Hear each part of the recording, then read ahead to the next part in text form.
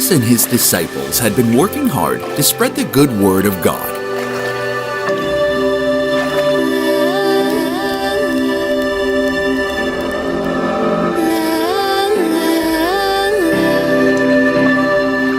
They had traveled around the Sea of Galilee and beyond, telling special stories to crowds of people and teaching them all about God.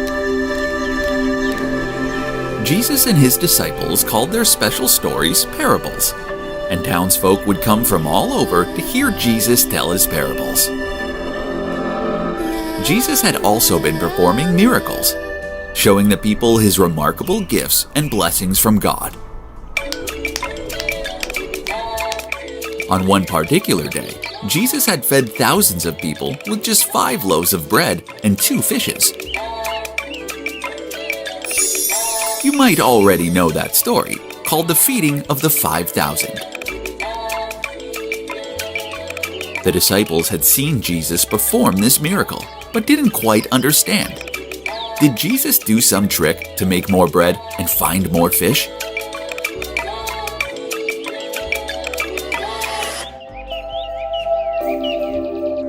On the evening of this day, Jesus and his disciples were feeling tired. It had been a long day.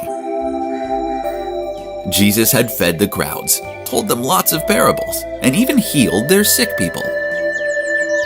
His disciples wanted to start their journey to the next destination. It was getting late in the day, and they were in a remote part of the lake. The villages were quite far away, and they had planned to travel on to Capernaum and Gennesaret. These were small settlements across the Sea of Galilee that they needed to travel to by boat. But Jesus told his disciples to take the boats and go on ahead without him. He would dismiss the crowd and go up into the mountains to pray. He thanked the crowd for listening and dismissed them for the day. The news had recently reached Jesus and his disciples that their dear old friend John the Baptist had been killed by King Herod. Perhaps Jesus wanted to pray for John the Baptist, or perhaps he just wanted to talk to God, his Father, privately. And so the disciples got into boats and started their journey across the water to the towns of Capernaum and Gennesaret. Jesus traveled along to a nearby mountainside and stayed there to pray for some time.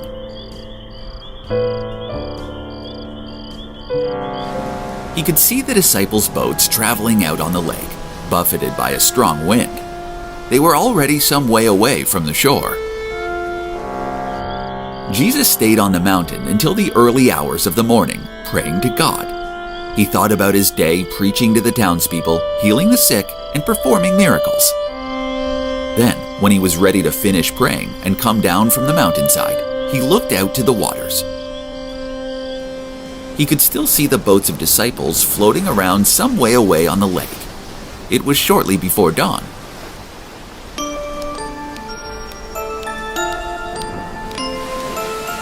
Jesus went down to the edge of the shore and began to walk.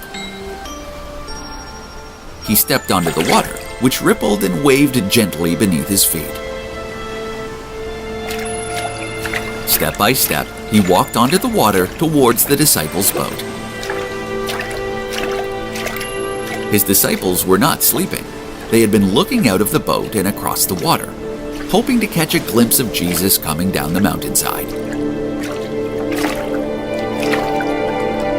They had been looking out of the boat and across the water.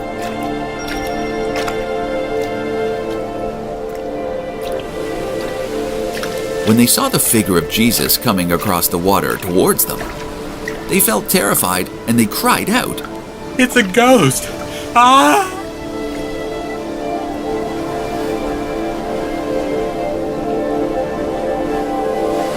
The disciples may have been so scared because of a superstition that was widespread in the age when Jesus walked the earth. They believed that seeing a spirit before dawn would bring bad things to their lives, and they were frightened that the figure walking on the water in front of them was a spirit. Surely a man couldn't carry out such a feat. But then Jesus called to them across the water and tried to calm them. "Take courage. It is I. Don't be afraid. The disciples heard the voice of their leader and teacher Jesus, and they felt bewildered. They looked across the cold blue ripples of the windy lake and squinted towards the figure. Then, with courage, Peter called out, Lord, if it's you, tell me to come to you on the water.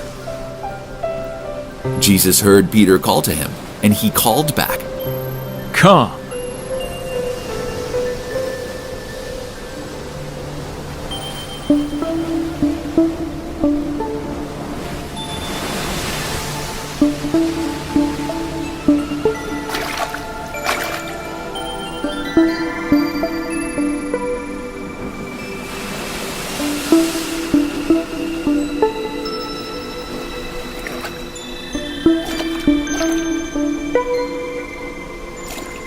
For the first few steps, to the amazement of the other disciples, Peter walked cleanly across the surface of the water, with ripples forming beneath his feet, just like Jesus had.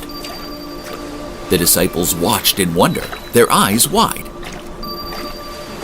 But after the first few steps, the wind blew harder, and the dark sea rumbled beneath Peter's feet.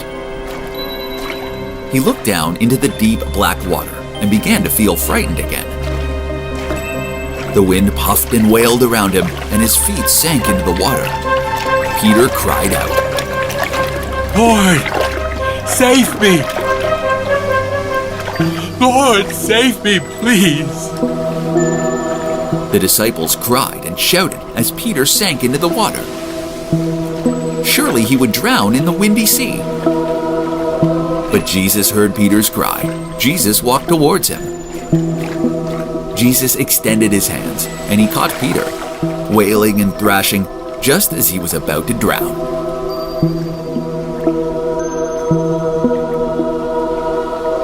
He took Peter's hand and brought him back to the boat.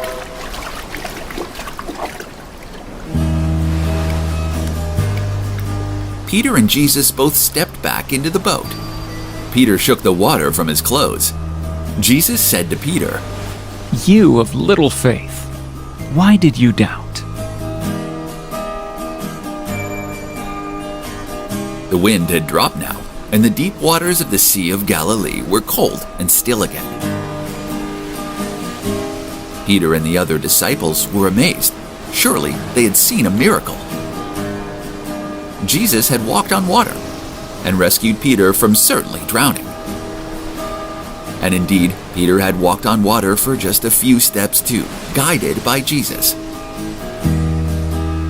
All the disciples dropped to their knees and worshipped Jesus. They reached out towards Jesus, saying, Truly, you are the Son of God.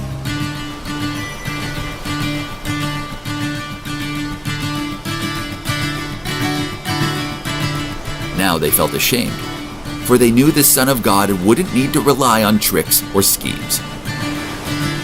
Jesus had faith in God, and God had provided for Jesus and his followers. The disciples had witnessed the miracles of the feeding of the 5,000, and the miracle of Jesus walking on water. How lucky they were!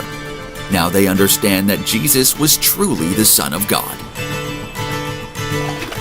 The disciples took up the oars again and continued the journey onto the small towns of Gennesaret and Capernaum. When they reached these places, they told all the local people about the amazing things they had seen Jesus do and the wonderful parables he had told them. The townsfolk of these places recognized Jesus. They had already heard word of a wonderful preacher who had come from God to help the people of the world. They brought out their sick and wounded and took them to Jesus, begging him to let the sick touch the hem of his cloak. Jesus was kind, and he let all the sick people come to him. All those who truly believed in the word of God were healed when they touched his clothes, and they danced and celebrated in the streets of Gennesaret and Capernaum. And so, the good news about Jesus and his miracles continued to spread throughout the land.